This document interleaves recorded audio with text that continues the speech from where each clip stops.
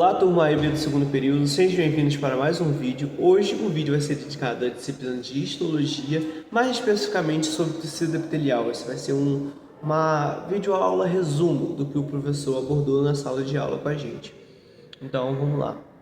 Bom, primeiramente a gente tem que entender de que o tecido epitelial vai ter essas duas divisões, né? Que vai ser o tecido epitelial de revestimento e o tecido epitelial glandular, ok? Então essa é a base para a gente entender do que nós estamos entrando aqui, do que vamos abordar sobre esse tecido epitelial, como ele se divide. Agora a gente vai entrar na parte das funções e das suas características do tecido epitelial. Bom, como função, ele vai recobrir a superfície externa do corpo, né? O que dá o que cobre o nosso corpo é a pele, né? Que é um dos nossos maiores órgãos. Reveste as grandes cavidades do corpo, então órgãos, os pulmões, as artérias, então tudo tecido epitelial, porque eles vão revestir essas grandes cavidades, reveste os lúmenes dos vasos sanguíneos, como eu acabei de falar. Bom, também são responsáveis pela função de absorção e secreção e proteção do corpo, né? Proteção da pele, proteção dos órgãos. Então, todas essas funções são exercidas pelo tecido epitelial. Já as características do tecido epitelial se diz muito a sua avascularização, ou seja, ele é um tecido sem presença de vasos sanguíneos, ele acaba se nutrindo justamente pelo tecido adjacente, que é o tecido conjuntivo, que é ricamente vascularizado. Então, a membrana basal, né, que tem ali no tecido epitelial, que vai fazer essa troca, né, por difusão do tecido conjuntivo para o tecido epitelial. É assim que ele vai se nutrir, receber nutrientes e receber também oxigênio. Uma outra característica das células epiteliais são células justapostas, ou seja, são células muito juntinhas, muito próximas umas das outras. Então, isso acaba fazendo com que tenha pouco espaço extracelular. A MEC presente nesse tecido é muito pouco. A MEC, que é essa matriz extracelular, ela é muito pouco justamente por conta dessa característica das células do tecido epitelial serem muito juntas umas às outras. E como eu falei antes, são nutridas pelo tecido conjuntivo por difusão, ok? Nessa imagem aqui a gente consegue ver mais ou menos que o tecido epitelial tem três domínios: o domínio apical, domínio lateral e o domínio basal. Isso é importante para poder a gente entender algumas coisas, algumas funções, algumas estruturas que estão presentes ali na célula do tecido epitelial. Seguindo essa lógica, o tecido epitelial ele vai ser classificado pelo seu número de camadas e pela característica morfológica das células daquela camada, levando sempre em consideração que o domínio apical da célula, ou seja, a superfície, ela que vai denominar e vai mostrar para a gente como essas células vão ser classificadas, como esse tecido vai ser classificado. Então, classificação pelo número de camadas, simples, vai ser apenas uma única camada, podendo ser pavimentoso, cúbico, prismático e também chamado de colunar ali. O prismático também pode ter esse outro nome. Estratificado, quando tem duas ou mais camadas, podendo ser pavimentoso, cúbicos, prismático. Ficou ruim. Já a classificação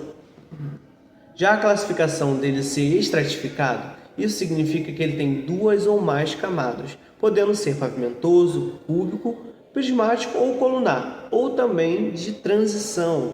O de transição é aquele que acaba distendendo, né? Ele vai mudar a sua característica de acordo com a distensão ali. São órgãos como a bexiga, uréter, cálices renais que têm esse tecido específico de transição.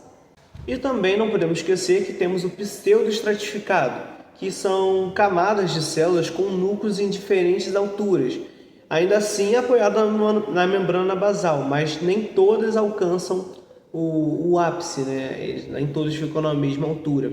Então os núcleos ficam ali em diferentes alturas. Vai ser aqui que a gente vai olhar na imagem e as alturas do núcleo vão estar diferentes, não vão estar próximas ali umas às outras. Bom, e aqui eu deixo para você algumas imagens, né, do epitélio simples pavimentoso. Então vocês podem ver que justamente a gente vai levar em consideração o que? O domínio apical. Então no domínio apical dessa imagem aqui a gente vê apenas uma camada, ou seja, um epitélio simples pavimentoso, porque as células são mais achatadas, né? E o núcleo também tem essa característica de ser um pouco mais achatado. Partindo já para o epitélio cúbico, simples cúbico, vocês também veem justamente que no domínio apical, né, desse epitélio é quadrado, as células têm esse formato cúbico mesmo, e o núcleo tem essa característica de ser muito redondinho. Já no colunar ou no prismático, as células são bem alongadas e o núcleo tende a seguir essa mesma formação. Bom, e aqui vocês podem ver também que o epitélio pseudoestratificado ele tem essa característica, como eu falei anteriormente. Os núcleos, vocês podem ver na imagem, que não está certinho, não estão na mesma altura, então são núcleos diferentes. Ela está apoiada na membrana basal, mas a altura dos núcleos é diferente, não é igual dos outras imagens que a gente viu anteriormente. E agora aqui a gente tem o estratificado, ou seja, tem mais do que uma só camada. Então, segue a mesma formação, epitélio estratificado pavimentoso. E aí vocês perguntam, mas embaixo está parecendo meio cúbico nessa imagem, então não seria cúbico? Não, porque a gente precisa levar em consideração apenas o domínio apical, não o domínio basal da célula do tecido. Então, se a gente olhar o domínio apical, a gente vê que as células são achatadas, indicando que são um tecido pavimentoso. Mas é estratificado porque tem mais do que uma só camada, ok? E segue a mesma configuração nas outras, né? Segue a mesma coisa. Epitélio estratificado cúbico, epitélio de transição, como aquele que a gente falou, né? Das bexigas. Ele está presente na bexiga, nos uréter, que tem justamente essa característica de relaxar e contrair de acordo com a distensão ali do órgão. Então aqui a gente vê ele relaxado e aqui a gente vê ele distendido. Então a gente consegue ver essa comparação, né, que as células mudam a sua morfologia ali de acordo com a distensão. E só para a gente não esquecer de que essas células têm junções para continuarem ali se comunicando, troca de nutrientes, a fixação também. Então temos as junções de oclusão, junções de adesão e junções comunicantes. E os demossomos. Explicando rapidamente sobre cada uma delas, as junções de oclusão são as junções que evitam a difusão de moléculas entre as células, né? Então, justamente é aquelas que ocluem de material que não é para estar ali no meio daquelas células do tecido epitelial, de acabar entrando e penetrando ali no meio das células. E como diz no slide que eu apresentei para vocês, por essa característica evita a difusão de substâncias de um lado para o outro, né? Então é uma junção muito importante. Aí também temos a junção de adesão, que são junções que estão presentes no domínio lateral da célula, onde elas vão ligar as células umas às outras por filamentos, né, de actina, que seguem pelo citoplasma. E as junções comunicantes, elas já ficam um pouco mais próximas do domínio basal, né, que elas têm a comunicação direta do citoplasma das células epiteliais adjacentes, já estão do lado umas das outras, que vão facilitar a comunicação direta nas células. As junções ficam bem próximas do domínio basal. E os demossomos, que também são estruturas ali que estão presentes, que proporcionam estabilidade mecânica, um pouco parecido com o que as junções de adesão conseguem fazer. Mas aí tem um papel muito importante também, porque justamente as células epiteliais têm essa característica de estarem mais sujeitas a atritos e a fricções, né, entre as células. Então os demossomos estão ali para proporcionar um pouco mais de estabilidade para esse tecido. E bom, aqui vai algumas características importantes das células epiteliais. Em primeiro lugar, nós temos o microvírus. Bom, os microvírulos são essas projeções do citoplasma que são como se fossem dedos, de uma quantidade muito variada, né, podendo ser longas ou curtas. E como, por exemplo, temos a célula do intestino ou dos túbulos proximais dos rins. Os microvírulos, justamente, eles facilitam, né, a adesão, o contato ali da substância que vão passar por aquele lúmen, né, por aquela cavidade. Como, por exemplo, no caso do intestino delgado, que vai fazer a absorção de nutrientes. Então, esses microvírulos ali são importantes para a captação dos nutrientes. Também temos os estereocílios, que são longos e imóveis. Eles vão aumentar a área de superfície da célula, facilitando o movimento de moléculas de dentro para fora. E como exemplo, temos as células do tecido epitelial de epidídimo e do ducto diferente. E por último, mas não menos importante, temos os cílios e os flagelos. Os cílios têm essa característica de movimento, né, rápido, de vai e vem, para facilitar a excreção de resíduo, como a secreção do pulmão. E os flagelos são aquelas caudas, né, que nós podemos encontrar nos espermatozoides, que são semelhantes aos cílios, porém são mais longos e somente utilizam para aquela única coisa, um único propósito, que é a locomoção ali do flagelo. Agora, entrando no tecido epitelial glandular, os epitélios glandulares são construídos por células específicas na atividade de secreção. Então, as células epiteliais glandulares podem sintetizar e armazenar e eliminar proteínas, como, por exemplo, o pâncreas. Bom, do que a gente precisa entender sobre o tecido epitelial glandular é de que existem duas formas de excreção. A exócrina, que é a glândula que ejeta o seu produto para fora, e ela também tem outras divisões, a gente vai ver isso um pouco mais para frente. E também tem as glândulas endócrinas, que justamente esse nome endro significa dentro, ou seja, o produto, o material que ela produz vai ser para dentro do corpo, não vai ir para fora da cavidade. Ela não tem cavidade no caso. E uma outra classificação desse tecido são as glândulas mistas, que exercem essas duas funções, de excretar tanto para dentro, tanto para fora, né, em alguma cavidade. Uma outra característica é que as glândulas podem ser divididas entre unicelulares, quando são apenas uma única célula, ou multicelulares, formadas por um aglomerado de células, né? E como um exemplo de glândula unicelular é a glândula caliciforme, que pode ser encontrada no revestimento do intestino delgado ou no sistema respiratório. É ela que produz ali o muco, né, que ajuda, facilita, protege as vias respiratórias ou o sistema digestivo.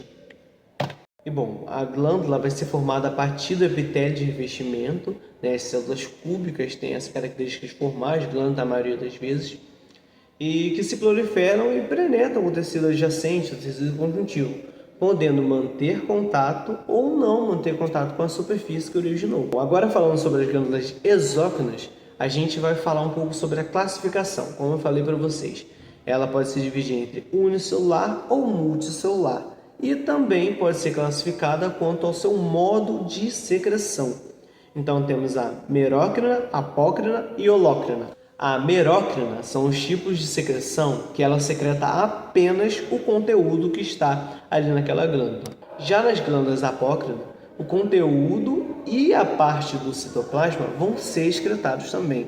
E já na holócrina, o conteúdo e a célula inteira vai ser excretado. Ainda sobre as células exócrinas, a gente também tem a classificação quanto à sua morfologia, que vai se aplicar apenas às suas células multicelulares, não às unicelulares, tá? Então vamos à classificação da morfologia dessas glândulas exócrinas.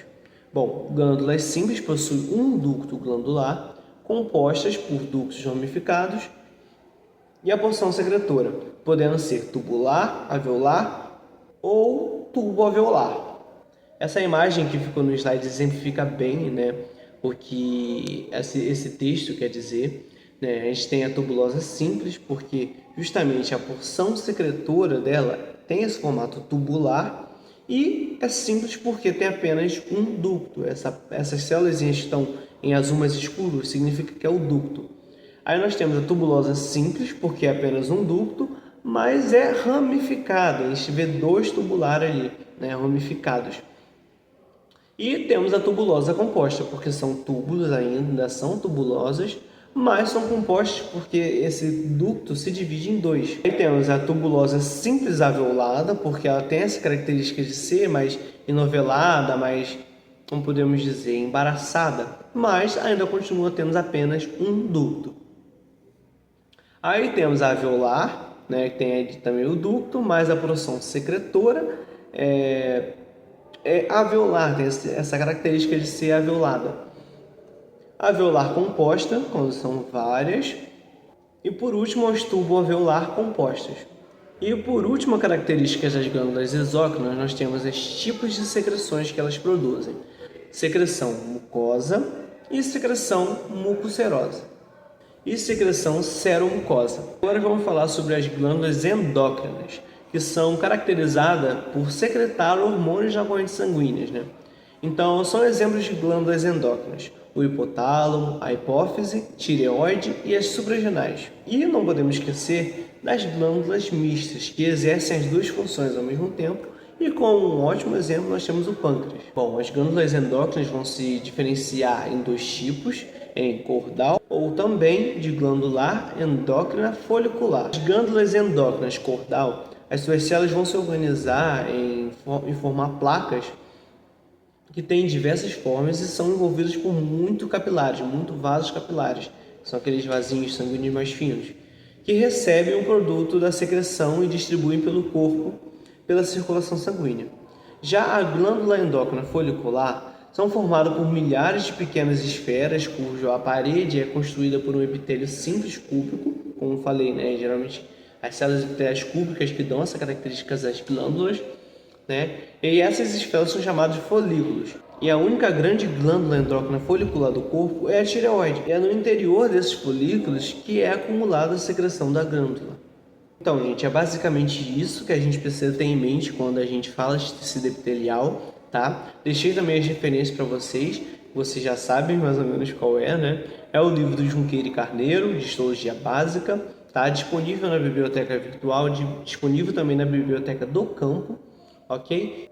Eu também utilizei um segundo livro por Steven Loven sobre histologia humana, né, que me ajudaram a estar formulando e também trazendo embasamento teórico sobre esse slide que eu deixei disponibilizado para vocês, tá? Então é isso, gente, como primeira aula, né, como primeira videoaula resumo sobre os tecidos, sobre a histologia, né? A gente falou sobre tecido epitelial. Eu espero que essa aula tenha ajudado vocês de alguma maneira. Se precisar, revejam o vídeo, né? O vídeo tem essa intenção de facilitar para vocês o estudo. Então, tá no trabalho, vai escutando, vai ouvindo, que aos pouquinhos algumas coisas vão entrando na mente, algumas características, alguns significados, algumas palavras, né? É complexo, mas se esforçar, dá para conseguir resultados satisfatórios, sabe? Então é isso que eu deixo para vocês aqui como aula sobre tecido epitelial e nos vemos no tecido conjuntivo, se tudo der certo.